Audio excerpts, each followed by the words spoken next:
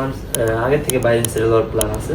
তো আগে চায়নাতে ব্যাচেলর কমপ্লিট করার পর এরপর আমি চিন্তা ভাবনা করবো কি ওইখানে স্টে করবো মাস্টার্সের জন্য নাকি অন্য কোথাও মুভ করা যায়। 100% স্যাটিসফাইড, আলহামদুলিল্লাহ ভালো, ড্রিম কাম ট্রু। 100% ম্যাচ করছে, আমার কোনো হ্যাসেল হয় না, আমি বাসায় ঘুমাইছি শুধু, বাকি সব ক্যারিয়ার এডুকেশন করছে। সার্ভিস আমি 100% স্যাটিসফাইড, আউট অফ 10।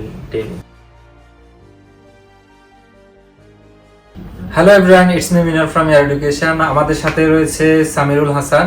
সে চায়নার চংচিং জিয়াথং ইউনিভার্সিটিতে অ্যাডমিশন নিয়েছে মার্চ 2026 ইনটেকে। খুব দ্রুত সে ফ্লাই করবে। তার ভিসা, অ্যাডমিশনের জেডাব্লিউ সবকিছু আমার হাতে রয়েছে। আজকে সেইগুলো রিসিভ করতে এসেছে।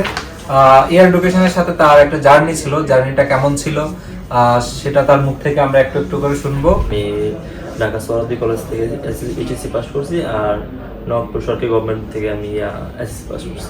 চায়নাতে পড়াশোনা করার চিন্তা ভাবনা তোমার অ্যাকচুয়ালি কখন থেকে আসে, কেন আসে, বা ফ্যামিলি মেম্বাররা কি এটাতে ইন্টারেস্টেড কিনা? ফ্যামিলি মেম্বার অবশ্যই ইন্টারেস্টেড ছিল বাইরে পড়াশোনার জন্য। তো আমি আর রিসার্চ করি কোথায় ভালো স্কলারশিপ আর কি হাই কোয়ালিটি সিটি অপরচুনিটিস অনেক আছে গ্লোবাল হাব বিজনেসের জন্য। এটাই আর কি মেইন বিজনেস। এখন তোমার তো ফাইনালি ভিসা সবকিছু পেয়েছো, তুমি কতটুকু স্যাটিসফাই? 100% স্যাটিসফাইড। ওকে, আমার সাবজেক্ট ল্যাঙ্গুয়েজ কোর্সে যাচ্ছে মার্চে, সেপ্টেম্বর থেকে আমি মেজর স্টার্ট করবো ইকোনমিক্স। তোমার অ্যাকচুয়ালি ড্রিম কি? আমার আগে থেকে বাইরে সেটেল হওয়ার প্ল্যান আছে। তো আগে চায়নাতে ব্যাচেলর কমপ্লিট করার পর এরপর আমি চিন্তা ভাবনা করবো কি ওইখানে স্টে করবো মাস্টার্সের জন্য নাকি অন্য কোথাও মুভ করা যায়। অনেকে বলে না চায়নাতে জব করা যায় না, তারপরে ফ্যাসিলিটি অত ভালো না, তারপরে সেটেল হওয়া যায় না, সেই অনেক অনেক ঝামেলা থাকে। তো এত কিছু জানার পরেও আবার ল্যাঙ্গুয়েজের একটা ব্যারিয়ার থাকে, তো আবার এখন বর্তমানে সিএসসি এক্সাম দিতে হচ্ছে। তো সবকিছু মিলিয়ে কেন তোমার চায়নাটা পছন্দ? সেটা বাংলাদেশে একটা প্রাইভেটে পড়তে গেলে যে খরচ চায়নাতে সেম খরচ, আর যেহেতু মাস্টার্স করার প্ল্যান বাংলাদেশে পড়লেও বাইরে আছে, তো চায়নাতে যা পড়লে আর কি মেইনলি একটা এক্সপিরিয়েন্স গেইন হয়। তো এক্সপিরিয়েন্সটাই মেইন উদ্দেশ্য আর কি, এর জন্য আর কি চায়না চুজ করা। ল্যাঙ্গুয়েজ ব্যারিয়ার কোনো ল্যাঙ্গুয়েজ তো শেখার জন্য আর কি যাচ্ছে অনেক, আর মেইনলি ল্যাঙ্গুয়েজ অনেক টপ লেভেলে এখন ডিমান্ড আছে। তো এটা শিখলে কোনো লস নেই আমার মধ্যে। তোমার অ্যাডমিশন নোটিস জেডাব্লিউ এবং তোমার ভিসা কাঙ্ক্ষিত ভিসা পেয়ে কেমন লাগছে? আলহামদুলিল্লাহ ভালো, ড্রিম কাম ট্রু। ওকে, আচ্ছা, তোমার কাছে আমি একটু ডিফারেন্ট কোশ্চেনে আসছি। বাংলাদেশে প্রচুর এডুকেশনাল কনসালটেন্সি রয়েছে, লাইক তোমার যারা চায়না নিয়ে কাজ করে, অনেকগুলো এডুকেশনাল কনসালটেন্সি আছে। তো এয়ার এডুকেশনকে আসলে কিভাবে খুঁজে পাওয়া এবং এয়ার এডুকেশনকে কেন পছন্দ করা? আমি খুঁজে পেয়েছি আর কি এডুকেশন সোশ্যাল মিডিয়ার মাধ্যমে, যে অ্যাডস হয় রান হয় ফেসবুক, ওটার মাধ্যমে। তারপর আমি রিভিউজ চেক করি আর কি ফেসবুকে, আর ফটোস অনেক স্টুডেন্টরা বাইরে গেছে ওই ছবিগুলো আমি দেখতে পাই। তো এই কারণে অথেন্টিক মনে হয়েছে অন্যান্য স্টুডেন্ট থেকে, আর অনেক স্টুডেন্ট গেছে যেহেতু আপনাদের মাধ্যমে, এই জন্য আর কি মনে হয়েছে যে বিশ্বস্ত জায়গাটা। আপনার থেকে ফাইল প্রসেস করলে হয়তো ভিসা আর কখনো কোনো ঝামেলা বা টপ লেভেল ইউনিভার্সিটি পাওয়া যাবে আর কি, যেটা পেয়েছি আর কি। চংশিং একটা ভালো একটা ইউনিভার্সিটি। এখন তুমি যে চিন্তা ভাবনা নিয়ে আসছো যে ট্রাস্টেড, তারপরে টপ র্যাঙ্কিং ইউনিভার্সিটি পাওয়া, ভিসা রেশিও 100%, সবকিছু কি ম্যাচ করেছে? 100% ম্যাচ করছে। এডুকেশনের সাথে জার্নি কতদিনের? নভেম্বর থেকে শুরু হয়েছে, তাহলে প্রায় 3-4 মাসের মতো। আচ্ছা, এই জার্নির মধ্যে এয়ার এডুকেশন কেমন সাপোর্ট দিয়েছে আর তোমাকে কেমন হ্যাসেল দিয়েছে? আমার কোনো হ্যাসেল হয় না, আমি বাসায় ঘুমাইছি শুধু, বাকি সব ক্যারিয়ার এডুকেশন করছে। মানে ফাইল জমা দিতে আর বাসায় ঘুমাইছে, বাকি কিছু প্রয়োজন নেই। ওকে, তো এয়ার এডুকেশনের যে সার্ভিস ছিল, এই সার্ভিসে তুমি কতটুকু স্যাটিসফাই এবং আউট অফ 10 যদি জিজ্ঞেস করি কত দিবা? সার্ভিস আমি 100% স্যাটিসফাইড, আউট অফ 10। কোনো আর কি খারাপ দিক নাই আর কি, 1 করার জন্য।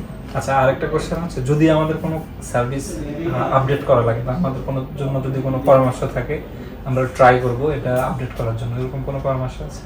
না, এরকম কিছু নেই। ওকে, তোমার শেষের দিকের কোশ্চেন হচ্ছে, একটা স্টুডেন্ট যখন বাইরে পড়াশোনা করতে চায় নর্মালি, লাইক তোমার মতো, প্রথমে এডুকেশনাল কনসালটেন্সি খুঁজে, কান্ট্রি খুঁজে, মানে তারপর সাবজেক্ট খুঁজে, সে কি করবে লাইফে, তারপরে অনেক কিছু ব্যাপার আছে। তো এই যে ব্যাপারগুলো আছে, একটা এডুকেশন কনসালটেন্সি খোঁজার ক্ষেত্রে কোন কোন বিষয়গুলো অ্যাকচুয়ালি দেখা উচিত যে একটা কনসালটেন্সি পছন্দের ক্ষেত্রে, যেহেতু বাংলাদেশে অনেকগুলো ফ্রড আছে? আমার মনে হয় কি দেখার ক্ষেত্রে সবার আগে ওনাদের পাস্টে কি করছে এটা জানা উচিত। ওনাদের প্রিভিয়াস এক্সপেরিয়েন্স, তাদের রেকর্ড কিরকম আর কি, ওনাদের রিজেকশন রেকর্ড কেমন, সাকসেস রেট কিরকম, ওনারা আর কি কিরকম কাজ করে যাচ্ছে বিগত বছরে। আর রিভিউজ গুলো তো ফেসবুকে এটা তো ডিলিট করার কোনো অপশন নাই। তো রিভিউজ গুলো স্টুডেন্টদের কেমন, তারপর আমি মনে করি ওনাদের থেকে যে ফাইল প্রসেসগুলো করে থাকে, যেরকম স্টুডেন্ট যাবে ওনাদের থেকে দুই একজনের সাথে কথা বলতে তো আমি মনে করি চুজ করার আগে এই জিনিসগুলো, যেহেতু একটা নিজের আর টাকাটা তো মেইন বিষয় না, মেইন বিষয় হচ্ছে সময়। 6 মাস সময়, টাকা হয়তো কেউ 20 টাকা বেশি না 20 টাকা কম নেবে, ব্যাপার না, কিন্তু মেইন হচ্ছে সময়টা এবং সময় আছে। যে আমি এত কষ্ট করে টাকাগুলো ঢাললাম, হইলো তাহলে কোনো আমার খারাপ না, কিন্তু আমি টাকা ঢাললাম কোনো হইলো না কিছু, সময় নষ্ট আমার, আমার সমস্যা। বাংলাদেশে আমি যেহেতু অ্যাডমিট হইনি, তো এর মনে করি আমি যেহেতু কনসালটেন্সি চুজ করার ক্ষেত্রে এই দুইটা জিনিসই দেখা উচিত, রিভিউস, পাস্ট অ্যাক্টিভিটিস, আর ওরা কিরকম সার্ভিস দেওয়া যাচ্ছে, বিগত বছরে আপডেট কিরকম হচ্ছে সার্ভিসগুলো, এই আর কি। ওকে, ধন্যবাদ জানাচ্ছি সামিউলকে, তার উত্তর সমৃদ্ধি কামনা করছি। এয়ার এডুকেশনের পক্ষ থেকে তাকে শুভেচ্ছা এবং অভিনন্দন। খুব দ্রুত সে ফ্লাই করবে চায়নার চংচিং জিয়াথং ইউনিভার্সিটির জন্য। তো তোমরা যারা অ্যাকচুয়ালি এখনো অ্যাপ্লিকেশন করোনি, চিন্তা ভাবনা করছো যে অ্যাকচুয়ালি কোথায় অ্যাপ্লিকেশন করব, কিভাবে পড়াশোনার জন্য, হায়ার এডুকেশনের জন্য বাইরে যাব, এখনো দ্বিধাদ্বন্দ্বের মধ্যে আছো, এয়ার এডুকেশন আছে তোমাদের সাথে। এয়ার এডুকেশনের ঢাকাতে অফিস রয়েছে, চট্টগ্রামে অফিস রয়েছে, রাজশাহীতে অফিস রয়েছে। দেখা হচ্ছে এয়ার এডুকেশনের অফিসে, দেখা হচ্ছে চায়নাতে। Thank you.